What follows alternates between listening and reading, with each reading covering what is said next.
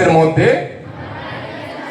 রোপণ করব এবং যত্ন করে মায়া মমতা দিয়ে মায়ের স্নেহ দিয়ে ওই গাছ দুটিকে আমরা বড় করে তুলব।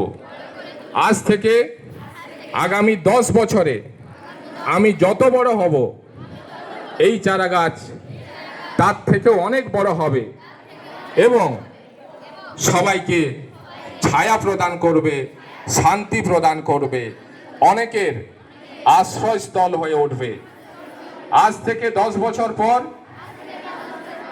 এই চারা গাছের নিচে যে প্রতীক আশ্রয় নেবে সেই প্রতীক আমার কথা মনে করবে যে এই চারা গাছ যে লাগিয়েছিল সে ধন্য।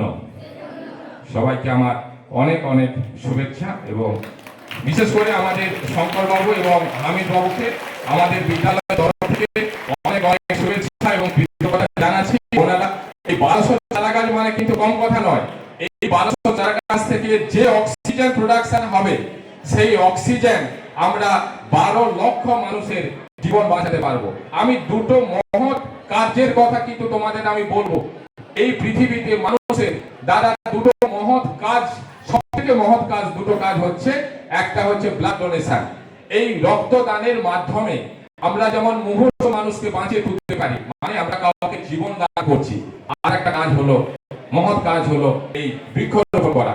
এর মাধ্যমে আমরা লক্ষ লক্ষ মানুষকে কিন্তু জীবন দান করতে পারি।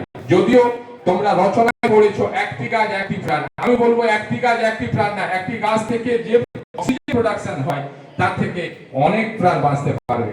তোমরা জানো আমাদের এই ভারতবর্ষের বাঙালি বিজ্ঞানী জগদীশ চন্দ্র বসু তিনি প্রথম প্রমাণ করেছিলেন গাছের প্রাণ আছে। তো এই যে গাছ, এই গাছের কিন্তু প্রাণ আছে। তোমাদের যেমন মারলে, তোমাদের যেমন আঘাত লাগলে কষ্ট হয়, গাছেরও তেমনি আঘাত লাগলে কিন্তু কষ্ট হয়।